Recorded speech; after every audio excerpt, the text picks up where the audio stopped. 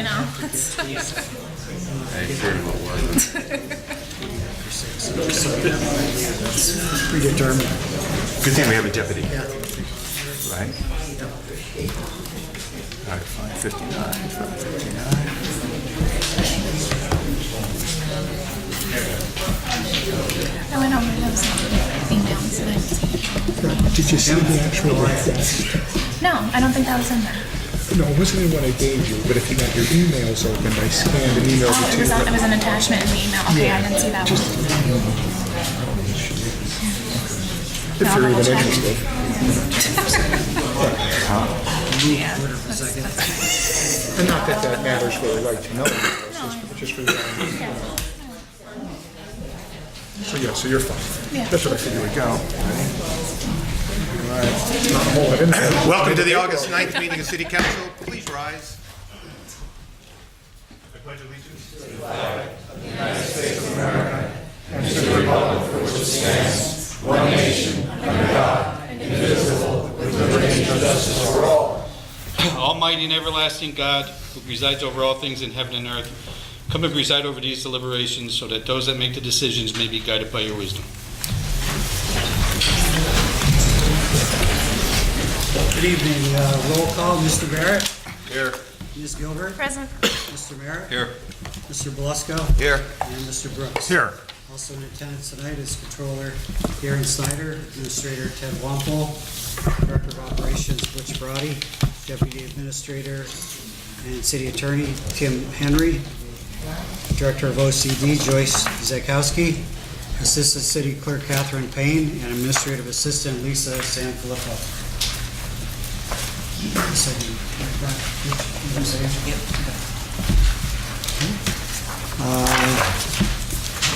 Good evening and welcome to all. Tonight's meeting is a regular session of City Council. Please turn off all cell phones. According to the First Amendment, this meeting is a limited or designated public meeting, as all regular sessions of City Council are. The chairperson is the presiding officer of the meeting. As a City Council meeting, specific rules and procedures of council are followed. The list below are examples of important council rules. They are not intended to be a complete list. They are adhere as closely as possible to the 5-minute speaker presentation time limit for all. Persons addressing the council shall limit their address to 5 minutes. All remarks shall be addressed to the council as a body and not to any individual member thereof. No persons are allowed to address the council from beyond the rail except the speaker at the dais who has the floor. The chairperson shall preserve order and decorum, prevent attacks on personalities or the impugning of members' motives. The chairman shall also determine all points of order. And persons authorized to be within the council rail, no person except city officers or their representatives shall be permitted within the rail in front of the council during any meeting without the express permission of the council. Finally, in order to be heard by all here in attendance, as well as to be picked up by the recorders and microphones, when members of administration are speaking, please stand up and speak into a microphone. Council will speak into their microphones at the table. Thank you. Does anyone from the public wish to comment on legislation pending before council tonight? Tom? Tom, is that separate from your... Yeah, Okay. scratch the public comment. Got it. Right, yeah, regarding the Solomon Creek Wall project, this would be the time to speak. on that? Correct. Yeah, okay, yeah, I get confused on that sometimes. But anyway, I think what a lot of people are worried about, whether the contractor's gonna be competent or less than competent after Poppel was dismissed without any public statements really as to why and all that stuff. But a question I had was, does anyone know if it was the same contractor did all 4 bridges in the Solomon Creek wall area? Was that the same one that did it? Because they did a very good job, is one of my points. There were 4 separate contractors. Oh, there was? Yeah. Are any of those 4 currently bid on the Solomon Creek wall? Do you know? I'm trying to remember who exactly bid on it. No. No? Well, that's the thing that I think would have made it an easy fix to me, you know? I think that they did a very nice job. Yeah, they did. They did not only demolition of the old ones, construction of new ones, rebuilding the retaining walls around it, and there's nice pads under each one too, which is Let me just perfect. add this, those contractors, every one of them were actually pre-qualified to work for the Department of Transportation. And of the bids that we had on Solomon Creek wall repair, the one we have on the list tonight to be awarded the contract is a pre-qualified contract. Oh, okay, yeah, that probably eases everybody's mind there a little bit. Because that's what I was mainly worried about, and I think other people joined me on that too. Another question I had was, did the council members get to see the contract? You know, the contract that gets approved tonight, and that sort of thing? You got to see it all? Okay, good. Want to make sure of that too. The one section of the wall, if you look between the, getting confused in my streets, I think it's the Barney Street and the Waller Street bridges. The one opposite Brook Street, by the homes on that side. That one looks pretty good still, you know, that's the only thing I wanted to say was that's, to anybody that wants to know what the new one's gonna look like, I think that would pretty much be it. That's about 18 inches wide, still in top-notch shape, straight as an arrow. The one on the opposite side of Brook Street for about 100 feet. And that's about 15-foot sections, 18-foot sections. It's hard for me to measure because I can't walk in that neighbor's yard or anything like that, but that's built like a brick, you know what, and that's not coming down, you know. So I think everybody wants to see that as being the finished product, you know. And that was probably poured concrete for that one, as opposed to this is gonna be precast, right? Yes. Yeah. Actually, it was the same engineer on both. All the bridges was the same engineer we're using for Solomon Creek wall repair and replacement. It just is just a simpler design. However, it has a Moma slab that keeps the concrete in place. Precast, right? It's precast. Yeah, right. Yes. Yeah, and that's why you need time, you need 30 days, right, for that to cure, That's right? correct. When it's made at the factory. That's, Yes. a lot of people don't understand that. And at the factory where it's going to be manufactured, concrete test cylinders are broken there. No, I know, yeah. And it's Right. you know, they don't come here unless they're ready to go. No, I know, and that's solid core, not hollow, right? Not solid Because core. homes are built with hollow core No, this is solid. in Ireland and United Kingdom too. So I'm just saying, I was assuming it was solid, but I didn't know for sure. It is. Yeah, it should be good on that. And the assembly process is basically, they build the base, have rebar stick up, and then the crane lifts it, placed on top of the rebar, and there's holes drilled in each section. Is that That's basically correct. what you're looking at? Yeah. That's correct. And the base would be almost like a footer for a home with Yes, it rebar is. sticking up? Yes. Yeah, because I saw some bad bases online that were little pieces, you know, little piece and 5 feet with nothing, and another little piece, that you're not gonna have that, right? You're gonna have one No. solid, No, like a footer. pretty much. actually, the drawings are public. For anyone that wants to see view the drawings are in Oh, are they? our Yeah. office downstairs. Okay, good. Yeah, which office is that? You can see. Third floor operations. Operations, okay, yeah, I'll take a look at it, yeah, just out of curiosity. I think that's pretty much what I had. I think you cured my questions, I think. Oh, it's gonna sound like a little bit of an unusual idea here, but as far as the pumping station goes, that's down further, right? That's where Vulcan Street meets Right. the alley, right? Right. It's right at Vulcan Street, right on Brook. Right. Just before you make the turn. Right, It will be right adjacent to the wall, as part of the wall. right. As part of the wall? As part of the wall. Okay. So it could just, you know, all operative functions are right there. Right, okay, yeah, all right. Yeah, and that's pumping it to where then? Where's it It's pumping pumping? right back into the creek. Oh, really? Yeah. Just like the pumps pump the water over the levee into the river. Yeah, right. The same concept. Same principle?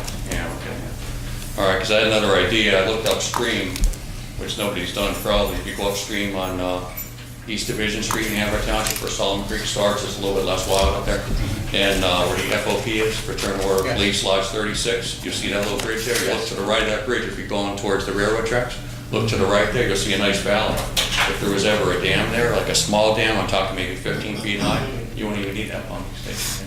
Just an idea to throw it out, because you're not doing that right away, you're not doing that till the spring. Right. You know what I'm saying? But I'm saying, it sets up perfectly, there's a natural valley right there. Actually, quite honestly, that was one of the ideas. Someone came up with it? Yeah, actually, a retention basin Retention Some basin. water there at some point. And that's what the overall Army Corps of Engineers project, which right now doesn't look like it's gonna happen. Yeah, right, that's what I'm saying, but I'm saying it was an idea to consider, that way when you need a pumping station and all. Yeah, that was when it was a regional project. The county was gonna oversee the project.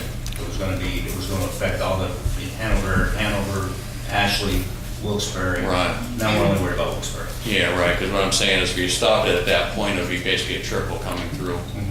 You know, where you see it now, where you see the walls being replaced, it'd only be a trickle at that point. If you had a dam up there, it'd only be a small one too, like I say, 15 feet. 15 high by 100 feet wide. That was approximately what you would need there, you know? But you'd have to go through all that DEP approval and everything. It'd be a nice. Oh, yeah, absolutely. Yeah, that's what I'm saying. All right, that cured my question. Thank you. Anyone else on pending legislation? You want to talk about Solomon Creek? You can do it now. No. Nope, this is pending legislation, but this is on Solomon Creek. Okay, now, Okay. I wasn't able to get here, I was 1 minute late, I was 1 minute after 6 in the building. But you can still talk, go ahead. Okay, but I can't talk after that? Only on pending legislation. So you want to talk about stop signs, Solomon Creek. All right, but just so you understand, I called to say it was on the way so I could sign in, so I was 1 minute late, so I can't sign in? Correct. Correct, but you can speak now, Bob. Okay, but I want that on the record, that I left work, came all the way down, I was in this building 1 minute after 6, and I'm gonna be denied the right to sign in, right? You can speak. I understand, but how's that fair, Tom? You know, you want to be the next mayor, how's that fair to a citizen? I come all the way down here and told it. It's just, it's sad. Bob, speak already, please. Okay. I know this is a complete waste of time. A complete waste of time.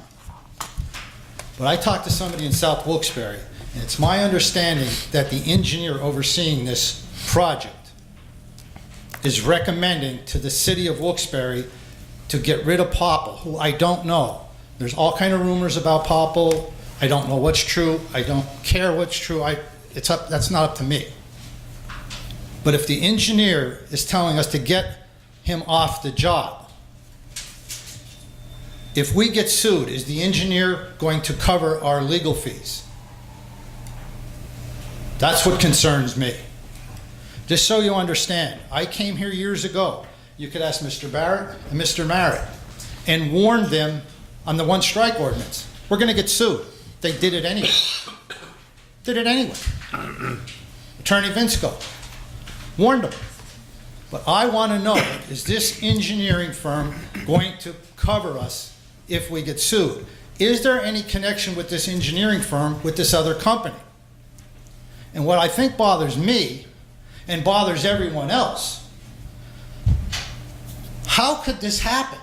How could this guy be $500,000 more? Is that what I'm hearing? And this guy's $500,000 less. I mean, how did we get this far? It has me to the point, I can't understand this. I don't understand how he's up here, this guy's down here, now we're kicking this guy out and putting the higher guy in. Is this engineer friends with this other guy? And this has to be incompetence on this administration. Something's wrong here. And it's nothing personally against Miss Sikowski Marash or whatever his name is, or her name is. She's not qualified to do this. She's not qualified. And like I brought up about Ted, Ted's not qualified. Bob, no personal attacks, please. I'm not. You, please, All right, I'm stay not, on the but subject. Well, I'd like to ask you, Tony, get her up here and say, what are your qualifications? How did we get here? How could this possibly happen? And the thing is, when they fired me, I warned them, you can't do this. When you have a municipal contract, did we call Mr. Popple in? There has to be a thing called cure. You have a problem. Did we give him a chance to cure the problem? Did we give him a chance to cure the problem? Mr. Henry, do we have a possibility here that we're going to get sued? And for the love of God, I hope we don't go to Attorney Vinsco to help us. But do we have the possibility that we're going to get sued on this project? I want to see the project completed. I want to see it done. But I just want to know who is responsible for what happened here. I cannot imagine that this was allowed to happen. I don't understand it. And if the engineer, to bring up again, if the engineer is recommending, let's get rid of them, could I have a copy of that letter through the Open Records Act? Can I have a copy of what he wrote? Or could the press obtain a copy of this? Because as far as I'm concerned, if he's saying, yeah, get rid of them, is he going to back us if we get sued? Because, I mean, I don't know what's true or what's not true. And if all this stuff is coming out about Popple now that is true, why didn't somebody find this out before we hired the guy? Somebody is incompetent here. This would not have happened if Kurt Sauer was here. Kurt knew what he was doing. He didn't get he worked his way up from the bottom up, not because he was a friend of the mayor and a neighbor. And it's not a personal attack. Personally, I like her. She's a very nice person. But she should not be in the job. Somebody, I want this council, which you are not going to do, somebody should be held responsible for this mess. We have people's properties and lives that are at stake down there, and now we're going to be delayed, and on top of it, we're going to end up getting sued. And I guess I'm going to ask Mr. Henry this. Did we give him a chance to cure the problem, whatever it was? That's what I want to know. Did we give this contractor an opportunity to cure the deficiencies in whatever he was doing, or to dispel these rumors about whatever happened with him? That's what I want to know. Attorney Henry? I'm not going to comment on the Popple situation. Okay. He's mentioned in newspaper articles that he will be suing the city, so I'm not going to comment. All right. Okay. Thank you, Bob. Anyone else on pending So legislation? otherwise I can't sign in now because I was a minute late, right? Correct. Are you sure? I'm sure. Okay, okay, Tony. It's a black car, Bob. Anyone else on the pending legislation? Angel Mathis, Wilkes-Barre. I just have a question on the consent agenda with the Edward Byrne Memorial Justice Assistance Grant. One, how much is being applied? Two, is there one, is there a specific amount that's being applied? And two, what is it exactly, what are we requesting it be used for? Yeah, I mean, we had gone over this with the, and I'll have to look through it in the packet, but it was,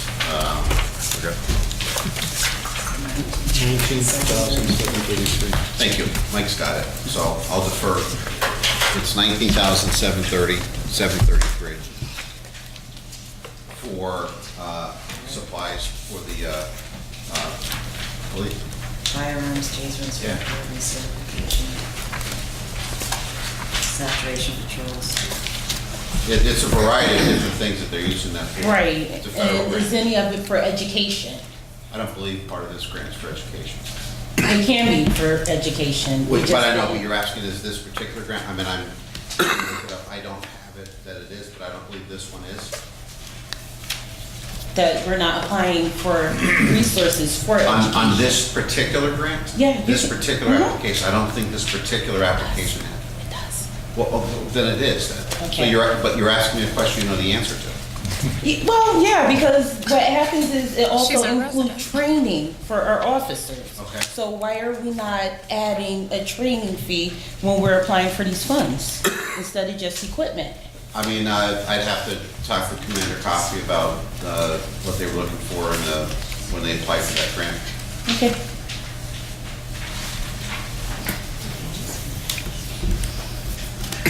Anyone else on pending legislation? Okay, thank you. Moving on. Okay, we'll go into the formal portion of the meeting now, and there are three items. The first is a single resolution awarding the contract for the Solomon Creek Wall Project. Motion, second, and vote is needed. Motion. Okay, Mike Falesko. Second, Mike Merritt. Okay, Mr. Barrett. Yes. Ms. Gilbert, I am abstaining. abstaining? Yes. Okay, thank you. Here. Mr. Merritt, Yes. Mr. Belusko, Yes. and Mr. Brooks. Yes. Motion passes. Next is the consent agenda resolutions. Motion, second, and vote. Motion. Mike Merritt. Second. Beth. Mr. Barrett. Yes. Ms. Gilbert. Yes. Mr. Merritt. Yes. Mr. Belusko. Yes. And Mr. Brooks. Yes. Motion passes. And finally, we have the consent agenda ordinances. Motion, second, and vote. Motion. Bill and Second. Mike Belusko, second. Mr. Barrett, Yes. Ms. Gilbert, Yes. Mr. Merritt, Yes. Yes. Mr. Belusko, Yes. and Mr. Brooks. Yes. Motion passes also. Now we have council presentations. Councilman Barrett. Thank you. I wanted to just go back into something that we discussed previously. It has to do with Pine Ridge or Pine Ridge Estates development. Back in 2004, none of you were here. Mr. Ryan and I and Kathy were here. My name is on the top of the ordinance. There were 7 council members that voted to sell 41 plus acres to a developer to develop a large tract for 41 acres of mine-scarred land in the Miners Mill section of Wilkes-Barre. This is 2004. With the anticipation in the ordinance of building, the developer would build in 3 phases over lots, and there would be 100 homes on those lots. So that proceeded forward. Phase 1 started, and I have a little bit of an overlay here of what it looks like from the air, just to give you some idea. Maybe Lisa could pass them out. But my concern is, I'm on the ordinance in 2004. I agreed to it. It needed to move forward, and it did start. There were roads put in phase 1, first phase of 3, and about 40 homes are there now, maybe even less than that. If you look at that overview, Mayock Street is at the top, and you can see where there are streets, but you can also see it's a very large tract of land. 41 acres, and each lot was going to be 1/3 of an acre.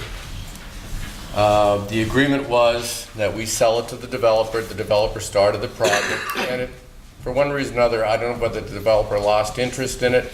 There's not even a sign up there right now that would tell you where to buy a lot if you were even so inclined to do it.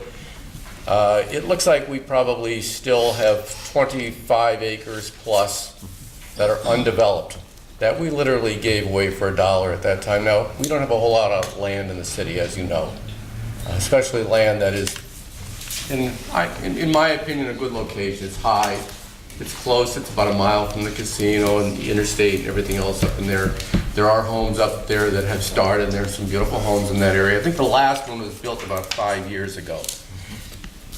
When looking at the ordinance, there are several sections there, including revert clause in there.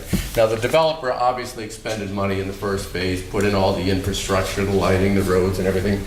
But again, there are probably about 25 acres of land the developer actually holds the deed to for the cost of $1. We've all looked at it. I know Mr. Wample's been up there and looked at it. I just think that we need to either make the developer continue to market this. I don't think there's been a home built in over 5 years up there. It's a stagnant. It's not fair to the people that did build homes there. And certainly it would be good for the city if we're able to make this move forward, whether it's through incentives to work with the developer to get this to move forward. And if the developer is not interested in doing that, I think that we should take some action to get back phase 2 and phase 3, the undeveloped land, the 25 acres or so, and maybe find somebody that does want to move forward with it. To me, it's just a travesty to see all that land sitting there since 2004, and nothing has been done with it.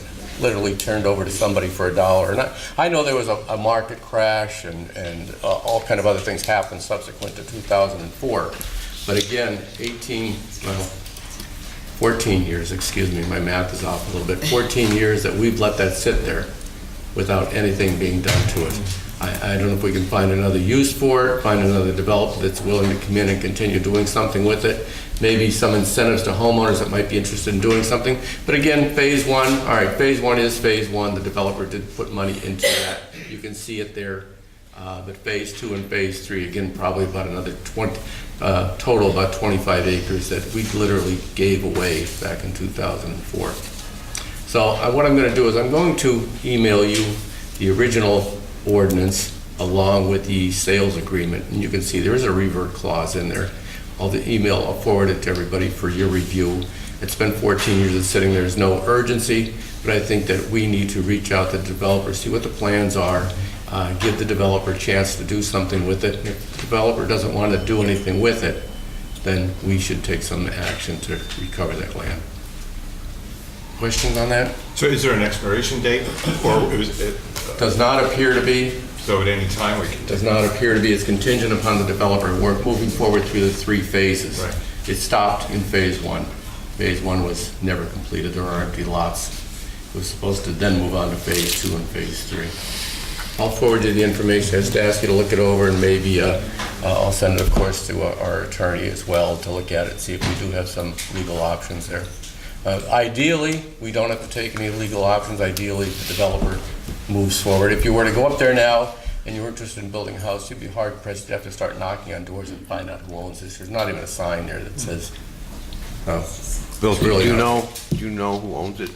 Have you spoken to him? Is he a yes, local guy? we've been in communication with the developer about, I don't want to get into names right now, but about maintaining the property. There's been problems with grass and overgrown lots, and there's been some minor trimming that has taken place. The administration has reached out to them, but there's been no interest in moving this project forward, obviously. Nothing has been built in years there. Okay, so I'll get the rest of the information. I'd like you to look it over and let me know what you think. Great. And that's all I have. Thank you, Mr. Chairman. Thank you. Councilwoman Gilbert? Yeah, Butch, just a couple of streets that have been brought to my attention that need paving. South Empire Street. I'm not sure which section exactly, because I know part of it was done. But Yeah, it's probably the lower section. Yeah. Down, okay. And then South Main Street between East Northampton and East South. I'm not sure the last time that was paved, but that South Mead between East Northampton and East South. Okay. I'll put them out, I'll add them. Okay. And then I just want to thank you as well for your help with the Cosmos. That's been a long-standing organization, and they appreciate your help with getting the fields maintained and everything, so thank you. That's all. Thank you. Councilman Merritt? Nothing since Tuesday, Mr. Brooks. Thank you. Councilman Felisko? I'd like to thank council for their vote today on Solomon Creek Wall, awarding Bauer the contract. I thank you for your understanding of the severity of this need to get the wall put back up for the residents of South Wilkes-Barre. As councilman in South Wilkes-Barre, I thank you all, and I'd like to thank Butch and Joyce Sikowski and Borton Lawson for their hard work at the stage, at least getting us to this stage now. And thank you for them, and thank you guys. And Joyce, we have a meeting tomorrow with Bauer, if you will, and I know you're busy. Get me a Strauss Street Bridge update. Yeah. When I see it tomorrow, if you have time. Thank you, Tony. Great, thank you. All right, that's the end of our formal meeting, and now into public discussion. Mrs. Magda?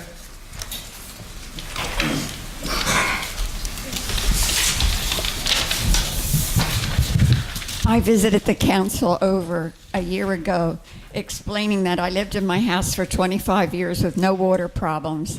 The city dug up gravel road and also diverted, and the water, instead of then going straight down, now comes over to my property.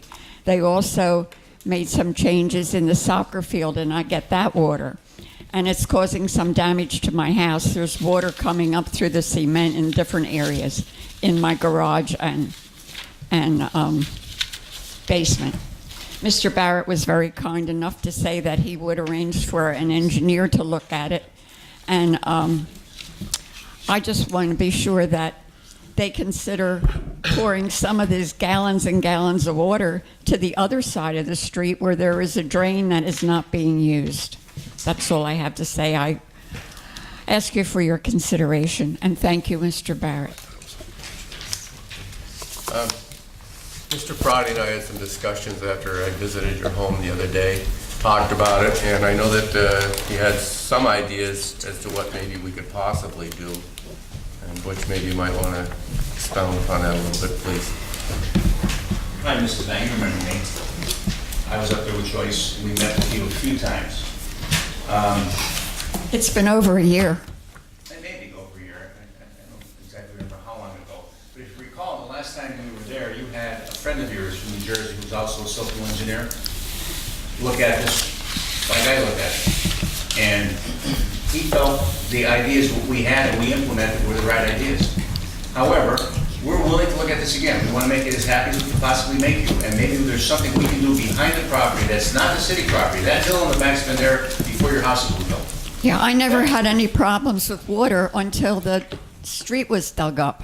And now you can see that the street is on a tilt to my land. I'm not sure where you're referring to street was dug up. I have pictures. Well, I would like to see them because that street's been there since I've been here 14 years. The street's been the same. I know, but they dug it up and put it on a tilt, and I have photographs showing that. If you want to see them, I'll be glad to provide them. Absolutely, Mrs. Bagley, I'd like to see that.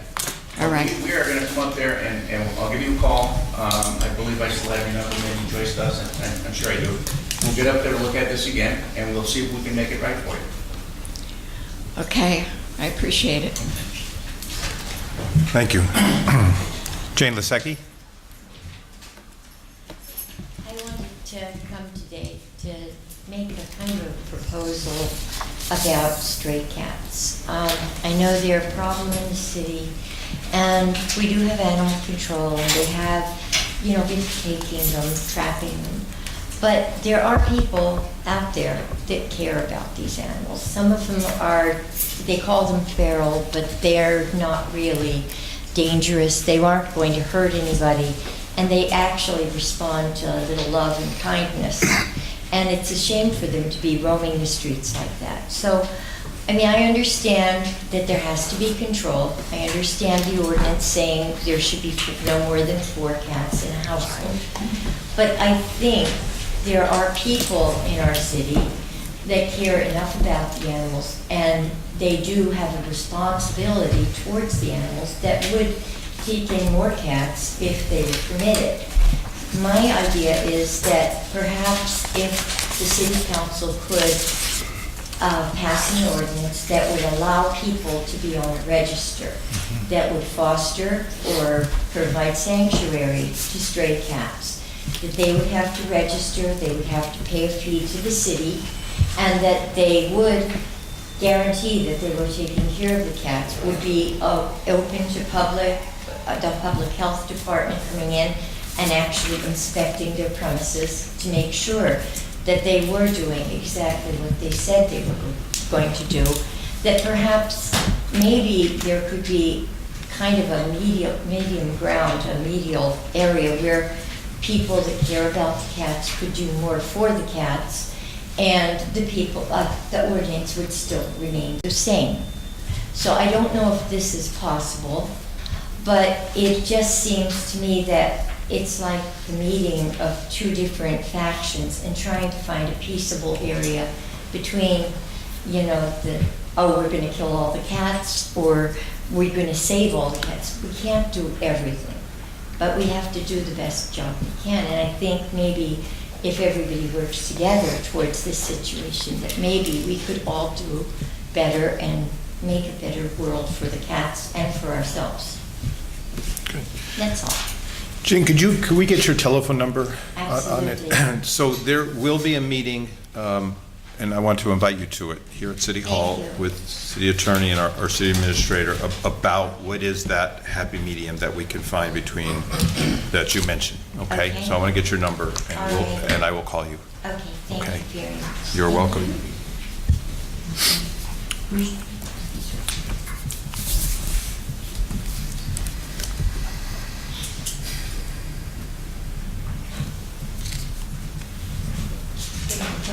Thank you. Thank you. Thank you very much. Angel Mathis.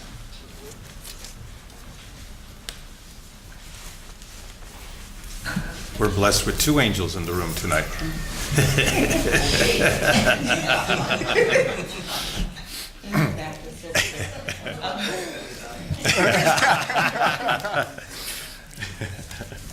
It was no disrespect for the question earlier. It's just that, you know, I didn't have it handy. I know it's in the if there's funds for education and crime prevention, we should be applying for those funds as well. And they do. Some of these grants have different qualifications at different times. Just because it wasn't in that grant doesn't mean that they're not qualifying, you know, applying for it during the year. It may have been at that particular part of that JAG grant, may have been centered around what that they applied for. So, yeah, but like I said, it was in there on that. And so my first issue is feeding the animals, specifically the pigeons, because I catch the bus a lot. So it's like, I understand that people do pass their time by feeding the squirrels and the pigeons in the square, but they're also taken to feeding the pigeons in the intermodal as well. And can we do something about feeding the pigeons specifically, because they're a nuisance? They eat whatever, they eat roofs, they crap everywhere, and quite honestly, it's like a rat with wings. But the second issue I have is, and I'm not sure how to put this out there because it's a common sense thing, the square. When the lights are red, they're red on every corner. But lately, there's been a lot of people who like to run the light on North Main. Because last week I almost got hit twice. That was like the other day. No, that wasn't last week, that was the other day. But last week I got hit almost twice.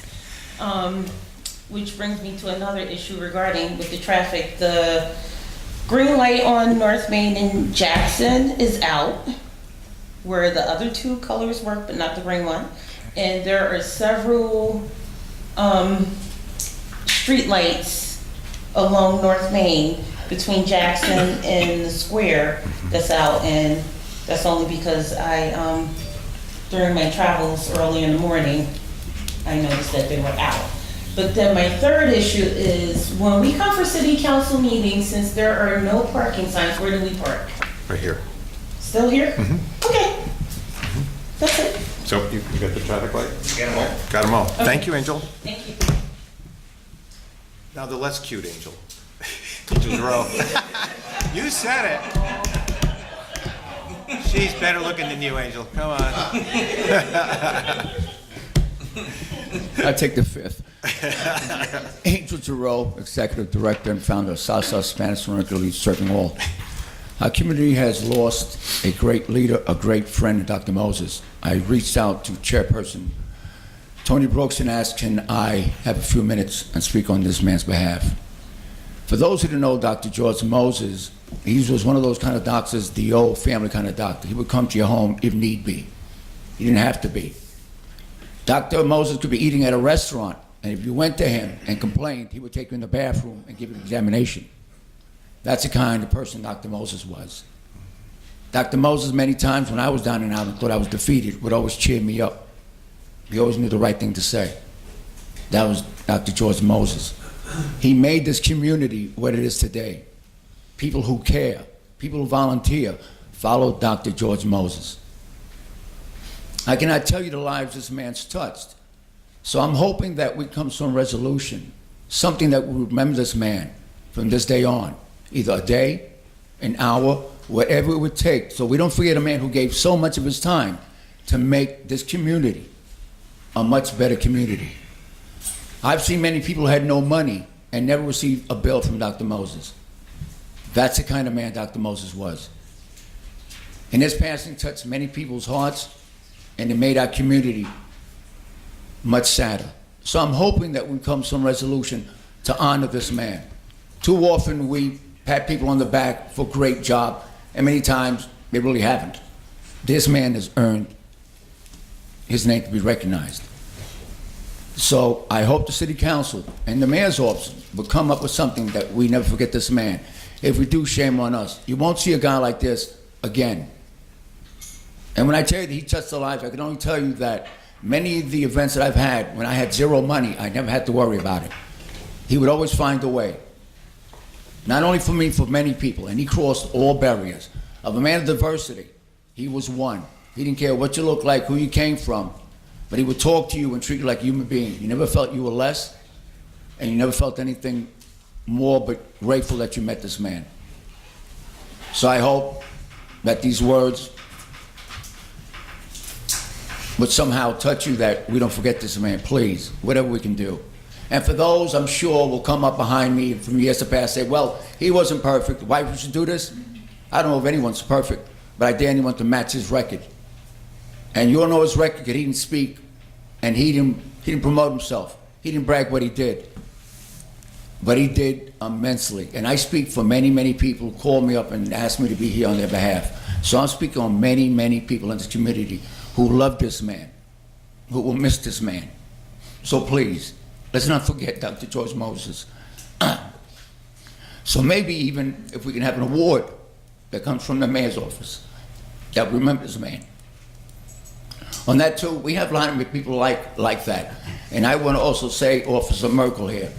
This is a guy who's not just a police officer, but he's also a guy who befriends the people of the community. When I tell you, we've arrested less people because Officer Merkel was able to talk to them to get treatment or go elsewhere.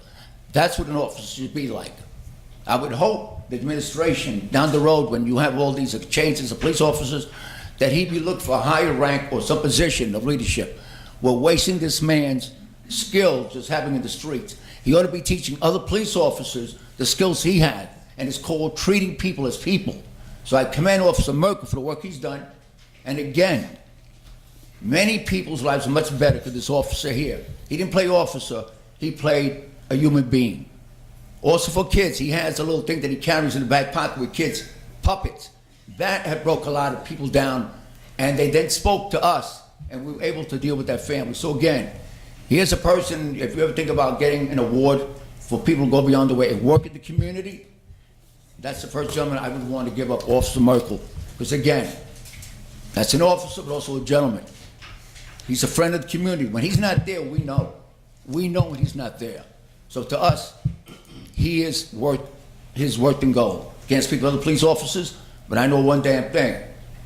I back him up any damn day of the week. Thank you very much. Thank you, Megan. Thank you, Angel. I think all of us here echo your sentiments about Doc Moses, who was my neighbor and constituent and the kindest, most gentle soul I know. And Ted, we can talk about what we can do for Moses. I know son George Moses too is still on Terrace Street, so maybe there's something we can do. And I'm sure I speak on behalf of all my colleagues too, for Officer Merkel, to congratulate you on the Times Leader Badge of Honor. You put it really best. He's a gentleman and a human, and I've watched him firsthand in public square and how he deals with all the different kinds of people there. He treats them all like they're human beings and equals. So we couldn't ask for something more better. Any other comments? Mr. Burden.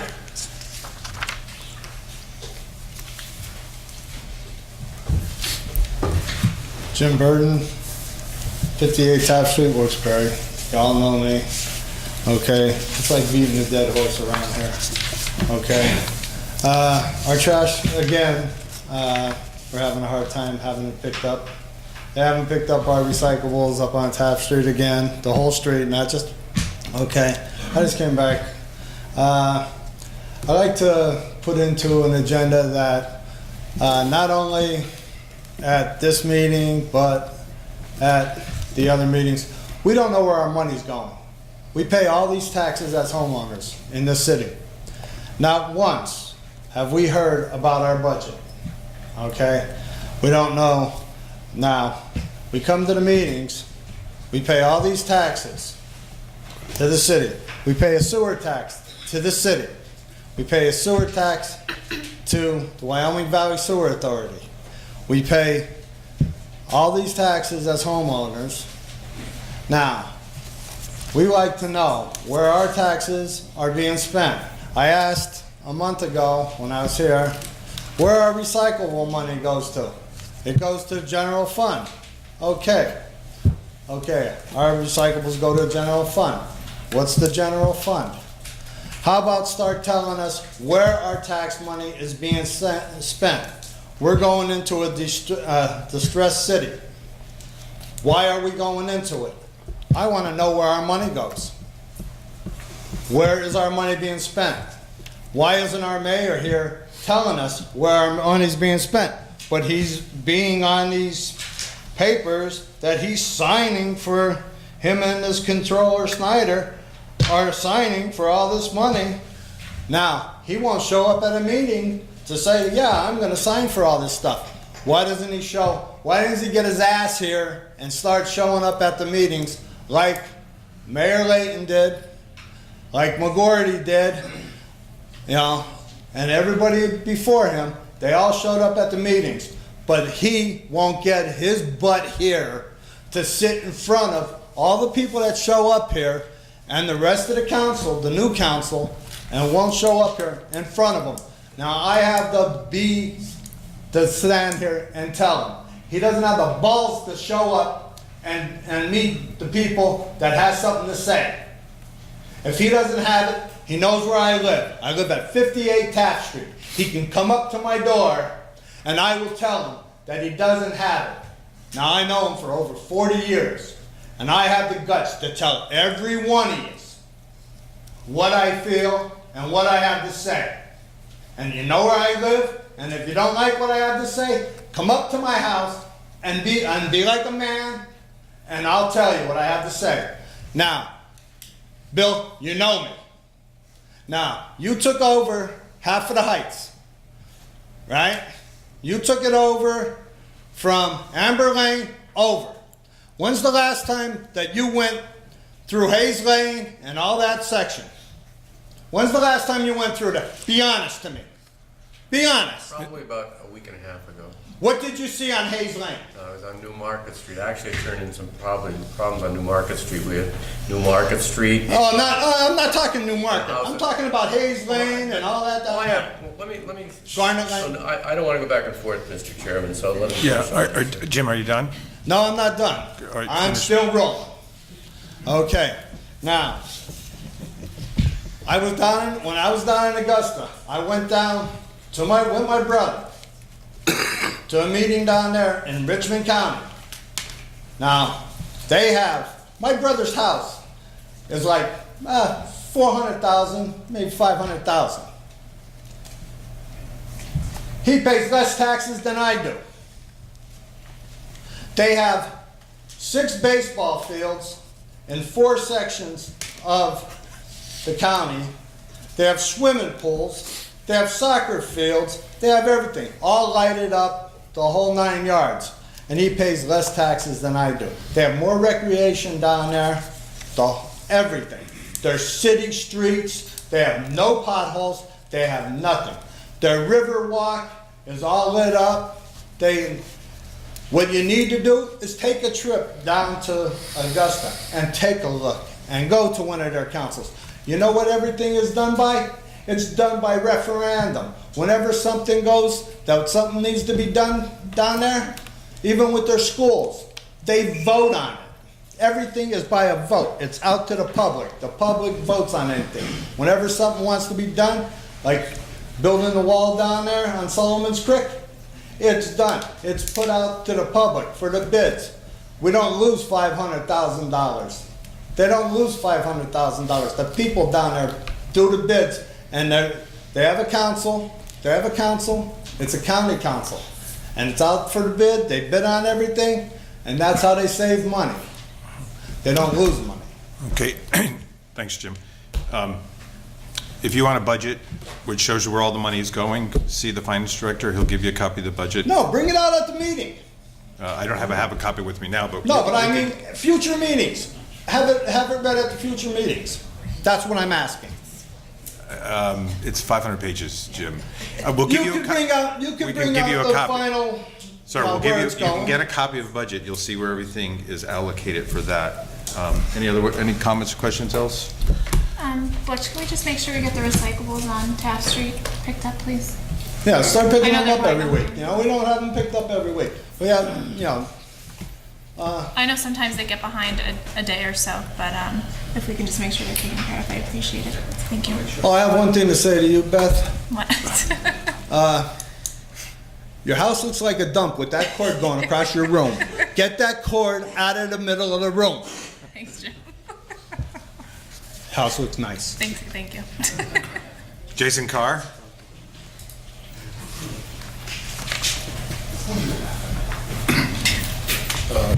Good afternoon. Thank you for allowing me to speak. I would just like to address the, I guess, continuing pension crisis that the city of Wilkes-Barre faces. I looked at the last audit that was done by the state of Pennsylvania, and at that point, it was done between 2011 and 2015, and there was a $50 million shortfall. Even though through that time, the actuarial value of the pensions decreased by approximately $4 million, the actual return of the S&P 500 index increased by 60%. So there's a structural deficit that the city faces that I don't think it can recover from, where it looks as if the taxpayers are going to have to end up paying a dollar for dollar pension outlay if it's not corrected.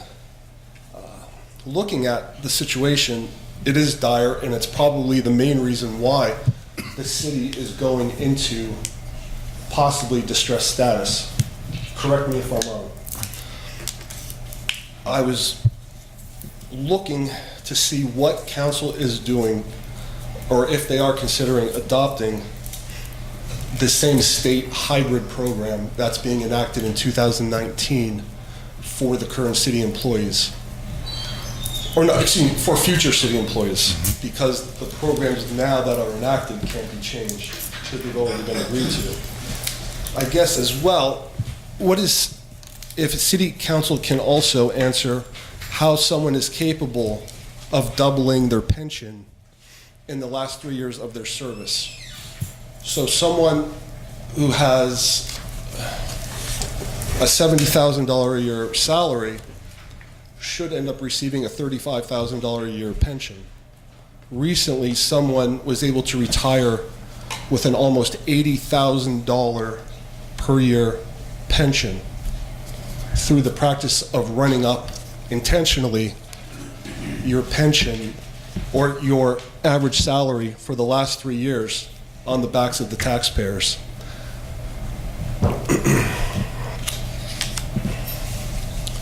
How much exposure does the city face with this practice? I could tell you that the exposure is based upon anyone that's been hired before 2001. I reviewed all of the council meetings, and I read the 49-page report, pension audit, I should say. On March 22nd, Mr. Brooks, I believe you were confronted by Mr. Katabolski around having a special meeting to discuss the pension crisis in the city of Wilkes-Barre. Go back, I watched everyone on Saturday. Something to go back and look at. I'm requesting that city council, the administration, the controller have a special meeting to explain the dire consequences of not being able to meet the pension obligations that the taxpayers face. And I'm only basing this upon what the Auditor General D. Pasquale identified. As well, D. Pasquale identified multiple practices inside the pension plan that do not conform to a Tier 3 city such as Wilkes-Barre. How are these issues being addressed by the administration and by council?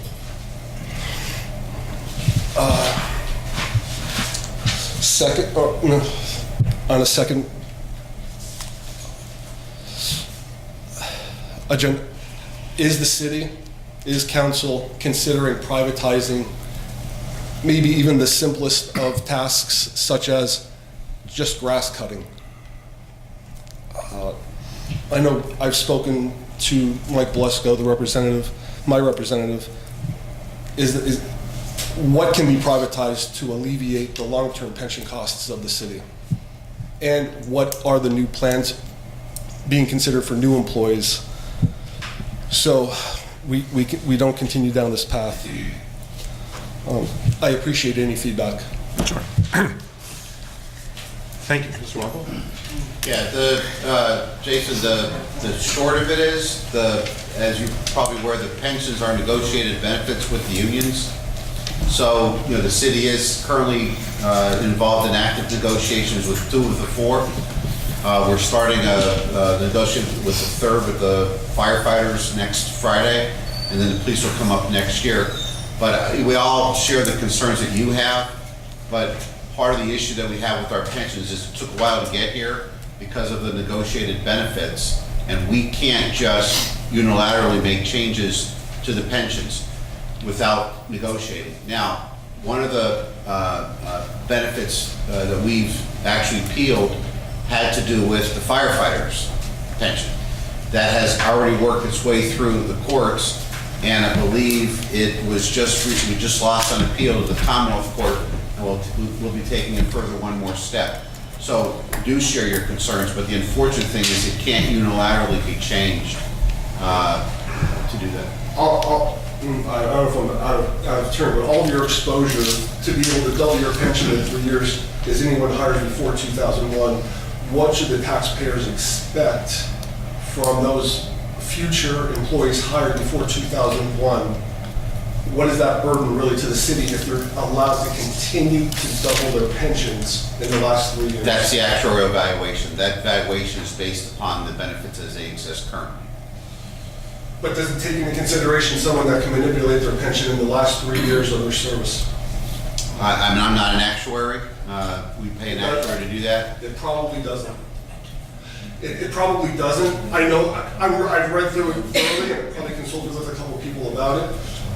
After 2001, what took place is there were stopgaps put in place so people could not run up their salary, could not run up their pensions.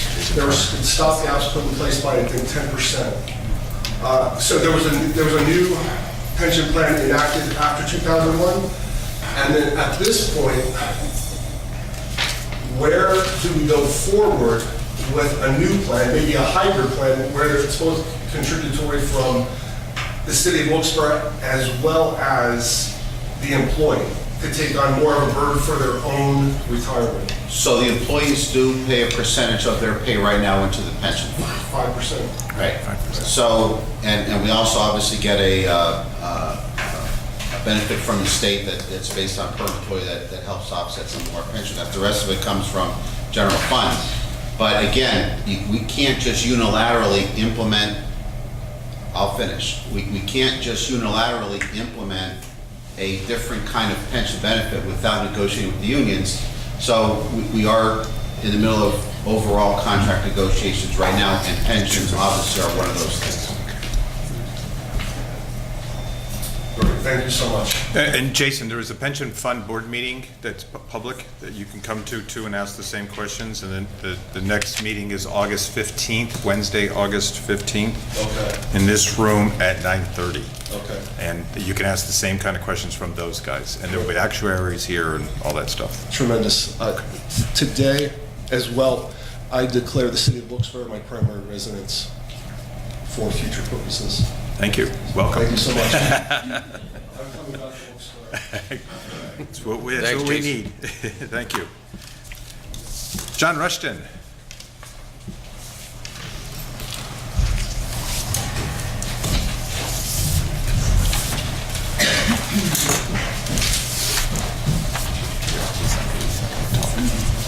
John Rushton, Wilkes-Barre. I was walking, I went for a walk last night down around East End, walking up Scott Street.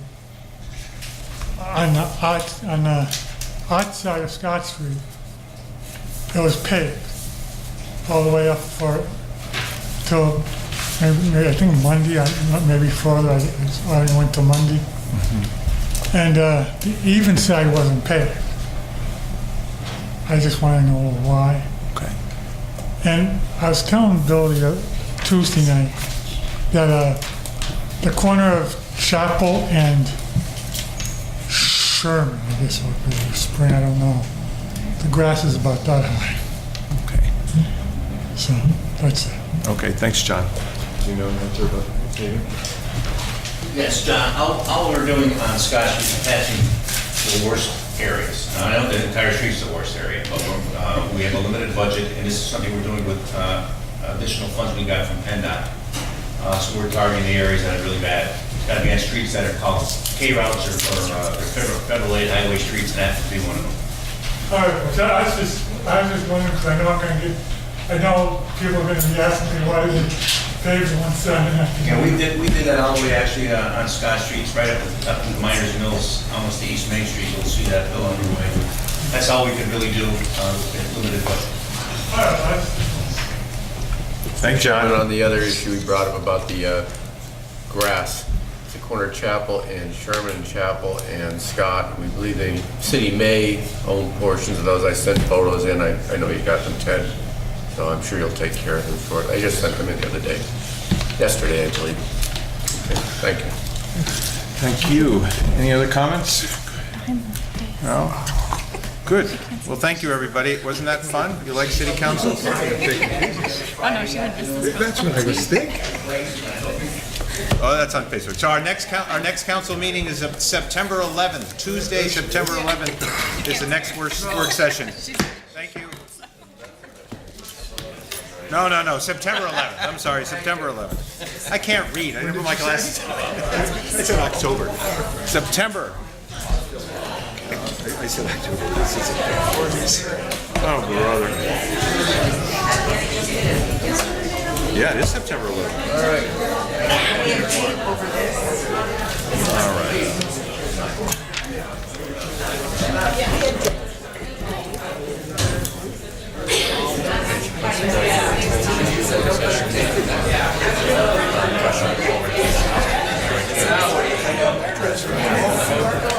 Yeah. On the qualifications, no, not I'm concerned that they haven't done a project of this scope and this size before. They may have, but I'm not privy to that information at this point in time. So that's why I felt best to abstain. I know that ultimately that's the administration's job to vet the contractor, but this is a system of checks and balances, and I think the council needs to be privy to that and make a solid decision. I'll tell you what, you want to talk about a fun part, right? 707 horsepower. This is supposed to be a system of checks and balances. Only when it's nice, because, I'll be honest with you. Don't be out there since day over. If there's rain out there, and I don't have that, it's supposed to be more checks and balances. Yeah. And that's why council should be privy to the information.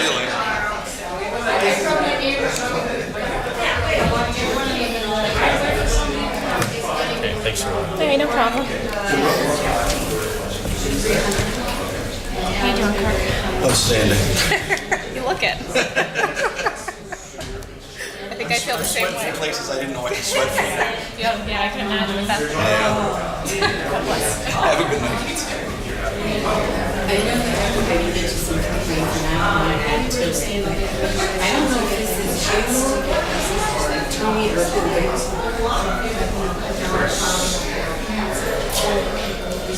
I'm trying to South Franklin and it extends to North Franklin as well. Where they dug up the middle of the road to do God knows what. No, this one started, it started in Bubbles. Like Union. Okay. And they dug it all the way down the middle of the road.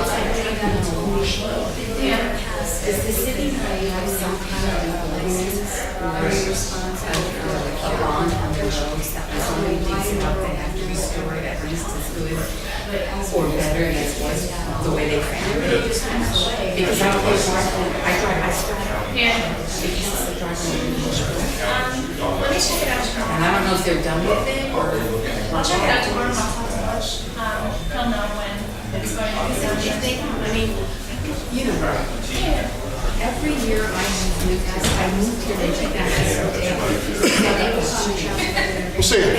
good night. Granted, it's a mistake, but they had bonds on their roads.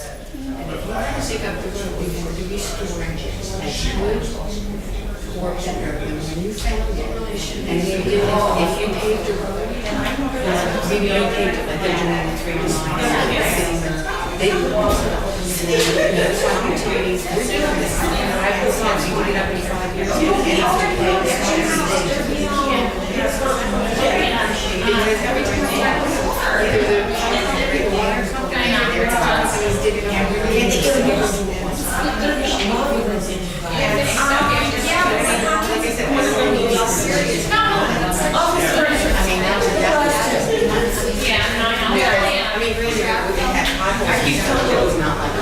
They're over there, and they're on top of it.